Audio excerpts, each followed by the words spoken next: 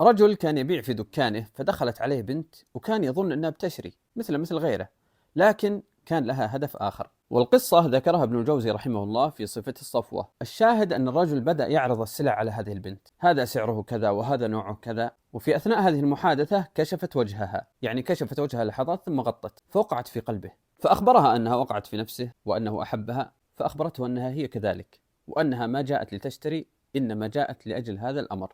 فهي الآن تريد الزواج، لكن هو قال أنا متزوج بنت عمي، وقد عاهدت بنت عمي ألا أتزوج عليها. قالت يا ابن الحلال لا يدري أحد، وحتى الأيام خلك أغلب الأيام عند عيالك، ما عندي مشكلة. الرجل جازت له الفكرة، قال خلاص تم.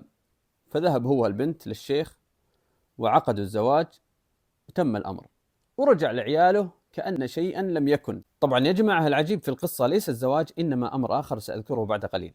المهم أنه بدأ يذهب إلى زوجته الثانية يوميا تقريبا، وكان يذهب إليها وقت الظهر، يذهب الصباح إلى دكانه، ثم الظهر يأتي إلى زوجته هذه. استمر على هذا الحال 8 أشهر، ولكن مع مرور الأيام أحست زوجته بشيء، وهنا بدأت زوجته بالتحريات وتحريك الأذرع في محاولة اكتشاف هذا الشيء. والزوجة الأولى عندها جارية، فقالت لهذه الجارية إذا طلع الصبح للدكان امشي وراه ولا يدري وعطينا الخبر. الجارية نفذت الأوامر وطلعت مع الرجال الصبح إلى دكانه بدون ما يدري.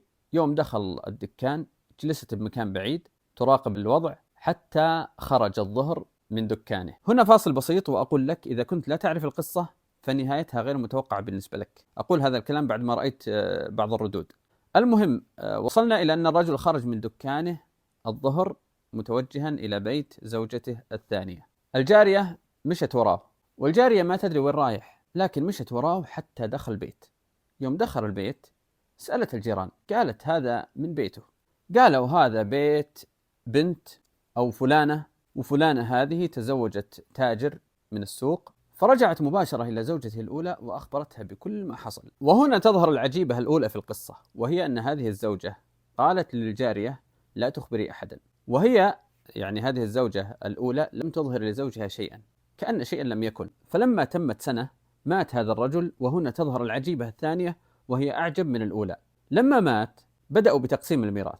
الرجل تاجر عنده أموال، بدأوا بتقسيم الميراث، فأخذت الزوجة الأولى نصيبها من الميراث وقسمته قسمين، وأرسلت إلى زوجته تلك بنصف الميراث، لأن هذا هو نصيبها الشرعي. الزوجات يتقاسمن نصيبهن، فلو كان 1000 دينار مثلا وعنده زوجة واحدة يكون لها، لو كان له زوجتين يكون لأحدهما النصف وللأخرى النصف.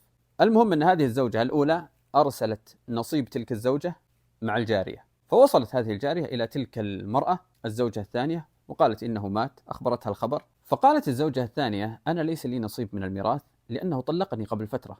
فالحقيقة أنا أتعجب، أو لا أدري هل أتعجب من الزوجة الأولى التي أرسلت بهذا الميراث إلى زوجته الثانية مع أنها تستطيع أن تستحوذ عليه، أو أتعجب من المرأة الثانية التي كان يمكنها أن تكتم الأمر وتأخذ هذا المبلغ. الفوائد من هذه القصة كثيرة جدا، لكن من أهمها أنه لا يجوز للإنسان أن يحرم غيره حقه بحجة أن بينهما عداوة، كعداوة الضرات مثلا. إذا كان بينك وبين إنسان عداوة شخصية فلا يعني أن تحرمه حقه.